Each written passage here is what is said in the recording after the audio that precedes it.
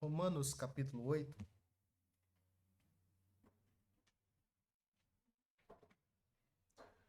do verso 18 a 25, é o texto base da nossa mensagem dessa noite. Romanos capítulo 8, de 18 a 25.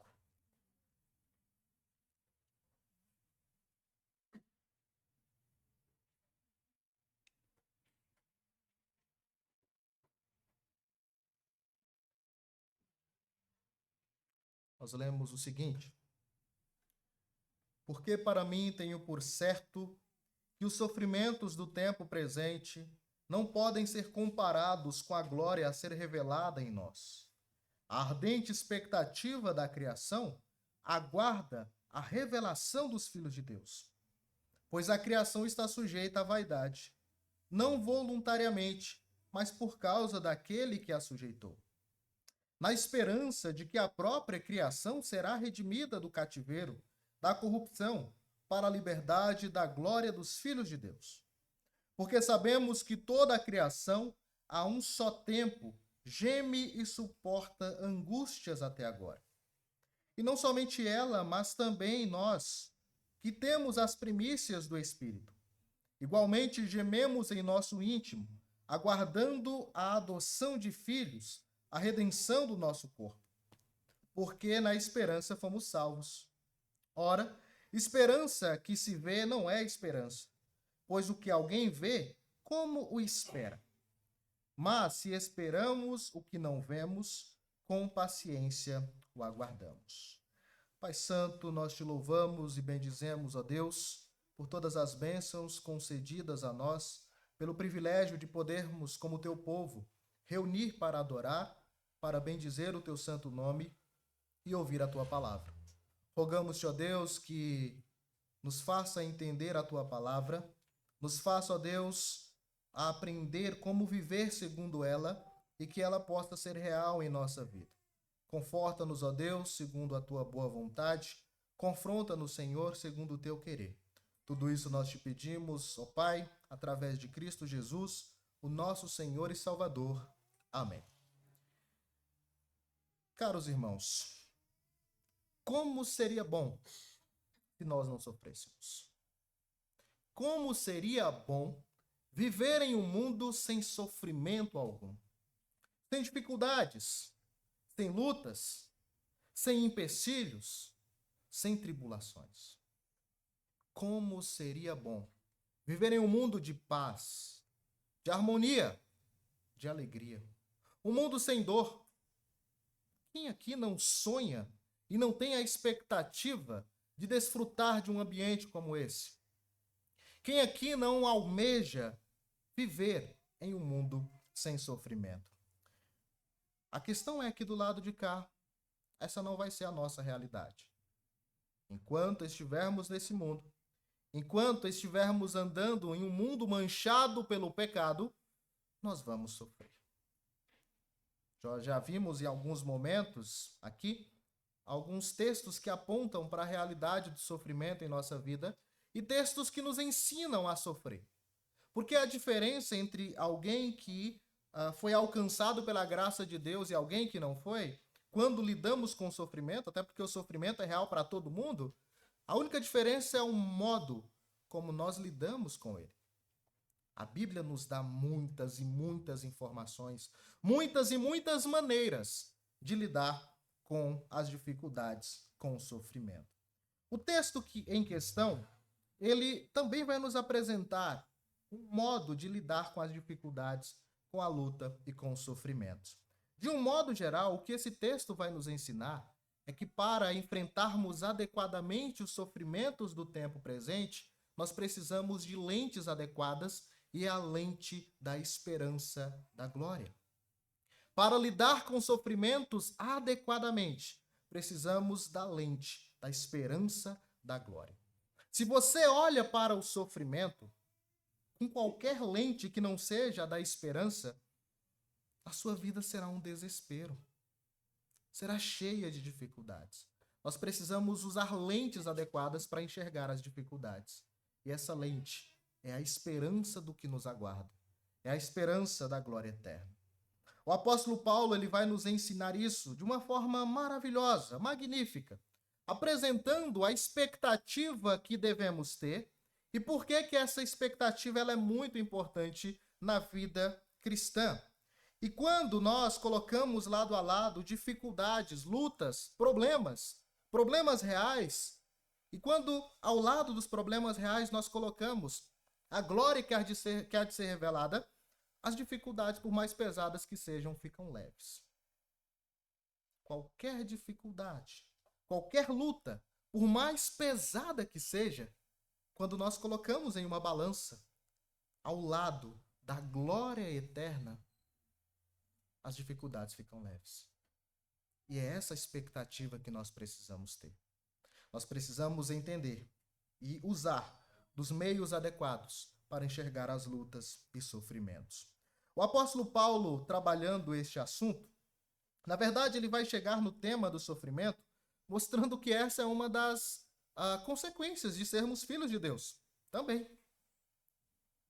Eu sou filho de Deus, então eu não sofro, porque o meu Deus é o dono do ouro e da prata. Ele é o soberano, ele não vai me deixar sofrer. Não é assim, gente. Não é assim que funciona. Enquanto estivermos aqui em um mundo manchado pelo pecado, haverá sofrimentos, haverá dificuldades, haverá dor, haverá choro. Mesmo sendo um filho de Deus. E o padrão que nós temos para essa realidade é do Filho unigênito de Deus. O próprio Senhor Jesus Cristo, ele veio a esse mundo para sofrer.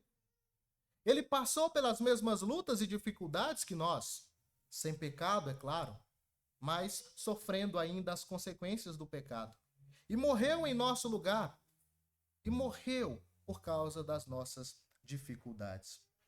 O apóstolo Paulo, depois de falar sobre a realidade do pecado em nossa vida, falar que nós já não estamos mais em escravidão, falar que nós não somos mais dominados pelo escravo, mas sim pelo Espírito de Deus, porque agora somos filhos de Deus, morremos com Cristo e ressuscitamos com Ele para uma nova vida, para viver em novidade de espírito, cientes de que agora nós somos filhos de Deus, pois esse Espírito, ele testifica em nosso espírito de que nós somos filhos de Deus. Por isso que podemos clamar, Abba, Pai. Ele então deixa claro no verso 17 do capítulo 8, que agora somos filhos, e como filhos nós somos herdeiros e co-herdeiros com Cristo. E aí ele diz, se com ele sofremos, com ele também seremos glorificados. Mesmo com Cristo nós iremos sofrer. Isso é ponto pacífico entre nós. Mesmo com Cristo nós iremos sofrer.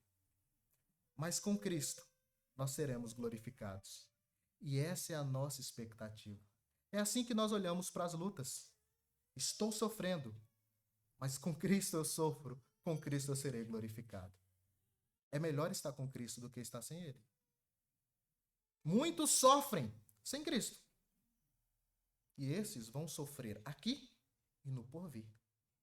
Quem sofre sem Cristo sofre agora e eternamente. Quem sofre com Cristo sofre agora, mas momentaneamente. O nosso sofrimento é passageiro, com Cristo ao nosso lado. E essa realidade ela é tão perfeita que o apóstolo Paulo ele diz o seguinte: eu não posso nem comparar essas duas coisas, sofrimento e glória. Não tem como comparar. A gente faz muito essa comparação. Sofrimento ao lado da glória. Qual que pesa mais? Ele diz, não tem nem como comparar. Ele tem ciência. Ele diz, eu tenho por certo, eu tenho convicção, eu tenho certeza absoluta de que não é possível comparar essas duas coisas. E ele então diz que os sofrimentos do tempo presente não podem ser comparados com a glória a ser revelada em nós. É incomparável. É incomparável. Por isso que se a sua lente para entender adequadamente o sofrimento for a expectativa da glória a ser revelada, você vai passar melhor pelas dificuldades. Você vai passar melhor pelos seus sofrimentos. Você vai viver melhor em um mundo mau para a glória do nosso Deus. Ele chega a esta conclusão. É incomparável. Mas de que sofrimentos o apóstolo Paulo está falando? Será que algum sofrimento específico que os romanos estavam enfrentando? Provavelmente não. Ele tem em mente aqui algo mais geral. Toda e qualquer dificuldade, toda e qualquer luta, todo e qualquer problema, incomparável com a glória que há de ser revelada. Mas que glória é essa?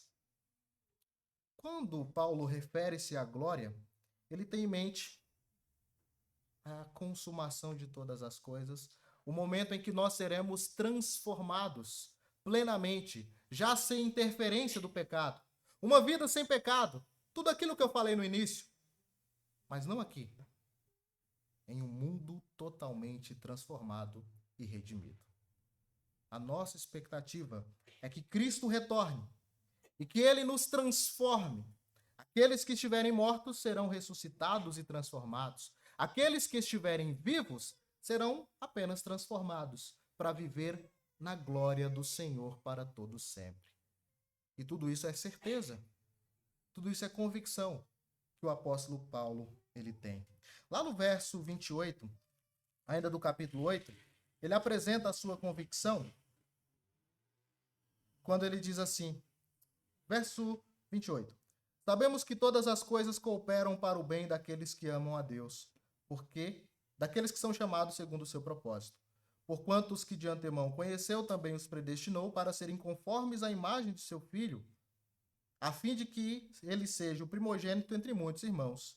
E aos que predestinou, a esses também chamou, e aos que chamou, a esses também justificou, e aos que justificou, a esses também glorificou. Dentro da perspectiva de Deus, ele já vê o todo. Então, há convicção de que nós seremos glorificados juntamente com Cristo. Aqueles que foram chamados, justificados, aqueles que foram conhecidos, estes já foram dentro do plano de Deus glorificados. Mas nós aguardamos o dia em que, na nossa realidade, isso vai vir à tona. Mas o ponto é esse, é incomparável. É incomparável. É tão incomparável que ele apresenta essa expectativa da redenção, essa expectativa da glorificação, essa expectativa da transformação para viver em um mundo sem sofrimento, sem luta, sem dificuldade. E ele apresenta que essa expectativa não é só nossa. Ela é a expectativa da própria criação. E Paulo intensifica tanto o seu texto que ele personifica a criação, atribuindo sentimentos, emoções à criação. Algo que o ser humano experimenta, ele agora atribui à criação. Isso é um recurso que nós chamamos de personificação, para mostrar como é gloriosa a expectativa do crente. Ele então deixa isso claro no verso 19. A ardente expectativa da criação aguarda a revelação dos filhos de Deus. A criação está ansiosa, está esperando, está aguardando o dia em que nós seremos glorificados. E você percebe que esse texto ele tem uma forte ênfase na ideia de esperança. Quando ele fala de expectativa, de espera, de paciência, ele está falando da nossa esperança da redenção futura. Eu gosto muito do termo que é usado aqui, e traduzido por ardente expectativa, porque a ideia que esse texto transmite é uma ideia de algo que todos nós talvez já tenhamos enfrentado. Eu sempre faço referência aqui àqueles momentos em que eu ia com a minha mãe ao mercado. E conforme eu contar a história, provavelmente vocês vão se lembrar de algum momento semelhante. Sempre que eu ia com a minha mãe ao mercado, a gente fazia compra. Colocava as coisas no carrinho de compras. Ia até a fila do caixa, ia passando as compras dos outros. A gente ia se aproximando, minha mãe sempre falava: "Ah, eu esqueci de comprar alguma coisa. Vou lá pegar e já volto." "Tá bom, mãe, vai lá. Mas vai rápido. Tá chegando a nossa vez." E minha mãe sumia. Parece que tinha ido embora. E por alguma razão espetacular, a moça que trabalha no caixa, ela se tornava o Flash. E minha mãe não chegava. E as compras iam passando com mais agilidade. e chegava próximo da minha vez. Enquanto eu estava olhando para o caixa esvaziando, as pessoas passando e chegando a minha vez, eu não via minha mãe. Então aí eu levantava os pés como se fosse mudar alguma coisa e olhava para ver se em algum momento eu encontrava a minha mãe. A minha expectativa era tão grande de ver a minha mãe para ela vir e pagar as contas, porque eu não tinha dinheiro. O que eu vou fazer? Vão me prender? Que eu ficava na ponta dos pés, aguardando o momento em que eu a visse. E quando eu via minha mãe, que bom, aí eu ficava tranquilo. O apóstolo Paulo está falando de uma expectativa semelhante, ainda mais intensa. A ideia de ardente expectativa é um termo que pode ser traduzido por ficar nas pontas dos pés. Permanecer nas pontas dos pés. Como em algum momento talvez você já tenha ficado esperando alguém pagar as suas contas. Aguardando com muita ansiedade. Só o que nós aguardamos não é a nossa mãe vir pagar a conta, mas é Cristo retornar gloriosamente para nos redimir de forma plena para toda a eternidade. Ardente expectativa. E a criação tem essa ardente expectativa. E o que ela aguarda é a revelação dos filhos de Deus. Aqui é algo simples. Enquanto aqui estamos, nós não sabemos ao certo quem são os filhos de Deus e quem não são, de forma plena. Tem muita gente que é filho de Deus, ainda não no processo normal da coisa. Eles ainda precisam ser evangelizados, precisam voltar-se para o Senhor Jesus Cristo. Mas vão ser evangelizados, vão voltar para o Senhor Jesus Cristo. E há muitos que estão dentro do corpo que não são. Há sempre essa realidade no mundo. Há crentes e incrédulos. Quando é que nós saberemos quem são de fato os crentes de forma plena e os incrédulos? Quando Jesus retornar. Quando ele ressuscitar aqueles crentes para a glória eterna e nos transformar crentes também para a glória eterna. Nesse dia vai ficar claro quem é crente, ou quem é trigo e quem é joio. Enquanto estivermos do lado de cá, no mundo sempre haverá joio e trigo. O que a criação aguarda é esse dia, quando os filhos serão transformados e glorificados para viver com o Senhor para todo sempre. E por que há essa expectativa? Por que há essa esperança? O apóstolo Paulo vai dizer que é por causa da própria condição da criação. Pois a criação está sujeita à vaidade, não voluntariamente, mas por causa daquele que a sujeitou, na esperança de que a própria criação será redimida do cativeiro da corrupção, para a liberdade da glória dos filhos de Deus. A criação foi afetada pelo pecado. Por isso que há, da parte da criação, uma expectativa da glorificação. E a criação foi afetada pelo pecado não de forma voluntária, mas por causa de alguém que, por alguma razão, conduziu a criação a esta condição. E quando nós lemos a Escritura Sagrada, nós sabemos, por causa de quem a criação ficou sujeita à vaidade, ela se tornou também manchada pelo pecado. E por causa do nosso primeiro pai e do pecado que ele cometeu. O Senhor Jesus Cristo disse que a terra, a criação, seria maldita por causa do pecado do nosso primeiro pai. E a criação também aguarda, de alguma forma, essa redenção. O dia em que ela será liberta do cativeiro do pecado. A redenção de Cristo Jesus, ela é muito mais ampla do que a redenção simplesmente da nossa alma.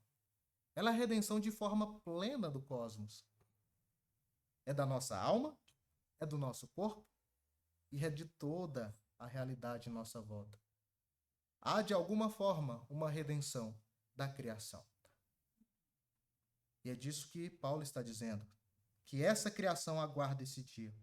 O dia em que ela será redimida, ela será resgatada, ela será comprada do cativeiro da corrupção. A criação está cativa, mas ela será redimida por alguém que vai pagar um preço muito alto. Na verdade, já pagou o preço muito alto, que é o Senhor Jesus Cristo. E quando que isso vai se dar?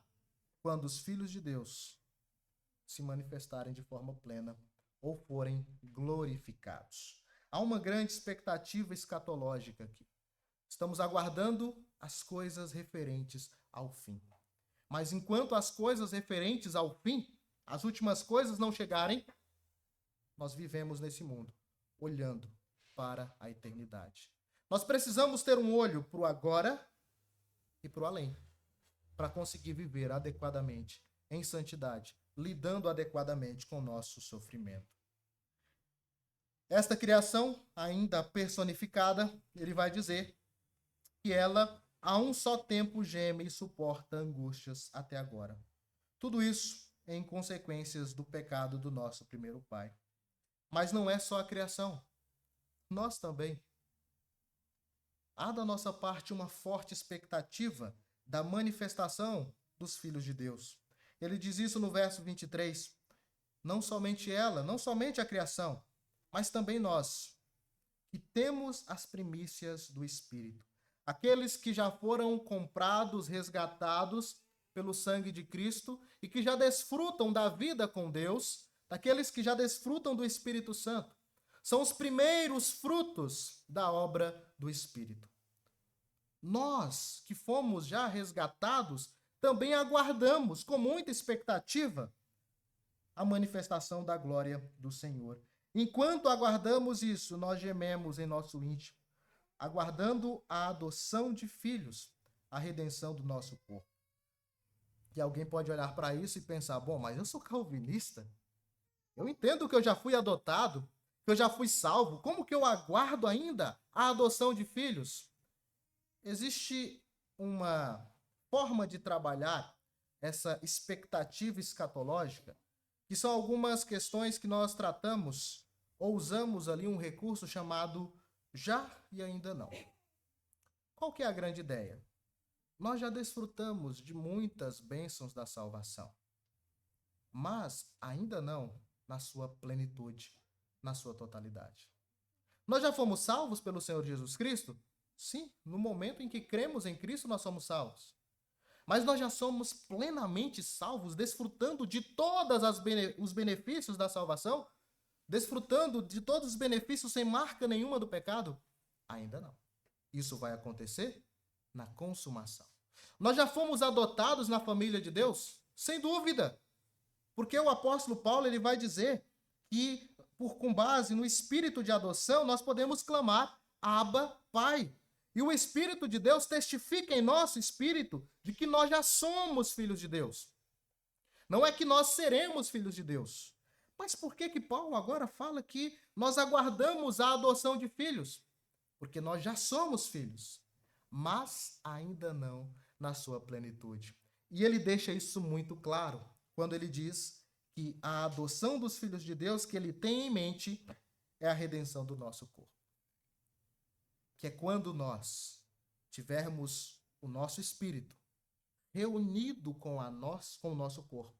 Aqueles que estiverem mortos, é claro, porque quem estiver vivo será transformado. Mas aqueles que estiverem mortos, tiverem o seu corpo e o seu espírito redimidos, reunidos, para desfrutar agora da eternidade com o Senhor. Não pense que a nossa salvação se refere apenas à alma. Eu acredito que todos aqui saibam disso. A nossa salvação é alma e corpo, porque nós somos corpo e alma. Ah, então agora quem morreu já está desfrutando da salvação? Sim, mas não plenamente, porque desfruta dessa salvação apenas na alma. Haverá um momento em que o nosso corpo e a nossa alma se reunirão para então desfrutar de todas as bênçãos da salvação. É isso que o apóstolo Paulo está falando aqui. Nós aguardamos a adoção de filhos, a redenção do nosso corpo. E há aqui um gemer, uma expectação que nos faz gemer, aguardando firmemente o dia em que nós seremos totalmente transformados para a glória eterna. E por que tudo isso é real em nossa vida? Porque na esperança nós fomos salvos, com base naquilo em que esperamos. Nós não fomos salvos com base naquilo em que vimos. Na verdade, há muitos cristãos que preocupam-se demais com ver alguma coisa. Querem ver as coisas o tempo inteiro. E o Senhor Jesus Cristo já disse para Tomé que bem-aventurado é quem crê sem ver. O nosso foco não é ver, mas crer. A nossa esperança é com base naquilo que nós aguardamos mesmo sem enxergar.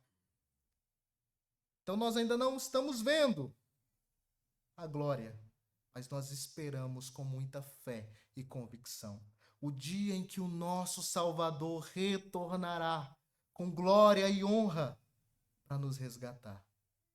Se essa é a sua convicção, use ela para enxergar adequadamente as lutas e as dificuldades. Nós fomos salvos com base naquilo em que esperamos, que é a manifestação da glória do Senhor. Ora, a esperança que se vê não é esperança. Faz sentido. Se você está vendo algo, você não espera, está ali, está na sua frente. Nós esperamos o que nós não vemos, pois o que alguém vê, como espera? Não faz sentido. Se nós vemos, não há esperança. E aí ele aponta para algo muito interessante. Mas, se esperamos o que não vemos, com paciência o aguardamos. A nossa esperança é uma esperança paciente. Não sei quando é que Cristo vai voltar. Talvez demore muito, muito tempo. Talvez nem tanto tempo assim, mas eu não sei. Como eu não sei, eu serei paciente.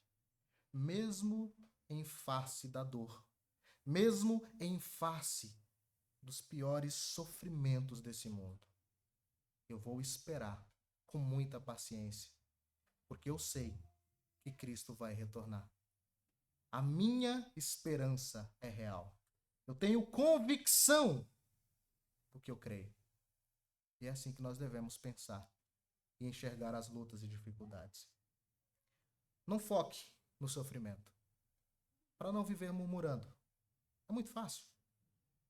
Não foque no sofrimento para não se colocar em uma posição de coitado e viver nessa condição o tempo inteiro. Deus nos concede muitas bênçãos, apesar das dificuldades. Foque nas bênçãos e agradeça a Deus por tudo, aguardando com expectativa o dia em que o Senhor retornará e nos resgatará para sempre. Tudo isso que o apóstolo Paulo diz aqui, o apóstolo João vai apresentar também em Romanos. Romanos não, em Apocalipse. No capítulo 21, a partir do verso 1. Vi novo céu e nova terra, pois o primeiro céu e a primeira terra passarão, e o mar já não existe. Vi também a cidade santa, a nova Jerusalém, que descia do céu, da parte de Deus, ataviada como noiva, adornada para o seu esposo. Então ouvi grande voz vinda do trono, dizendo: Eis o tabernáculo de Deus com os homens. Deus habitará com eles. Eles serão povos de Deus, e Deus mesmo estará com eles. E lhe enxugará dos olhos toda lágrima, e a morte já não existirá.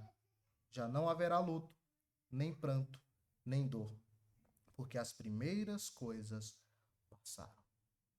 É isso que nós aguardamos. Um mundo bom, um mundo sem sofrimento, um mundo sem dor, um mundo sem dificuldade nenhuma, um mundo em que nós desfrutaremos de forma plena da presença de Deus. O tabernáculo de Deus habitando com os homens. É o próprio Deus quem vai enxugar as nossas lágrimas. É o próprio Deus quem vai cuidar do nosso coração ferido. Essa é a expectativa que nós temos. Por isso que nós podemos sofrer nesse mundo, mas não sofremos sem esperança. Nós sofremos com muita esperança, com muita expectativa, aguardando firmemente o dia em que tudo isso concretizará. O dia em que o Senhor estará conosco de forma plena e nós seremos plenamente confortados e consolados pelo nosso Deus.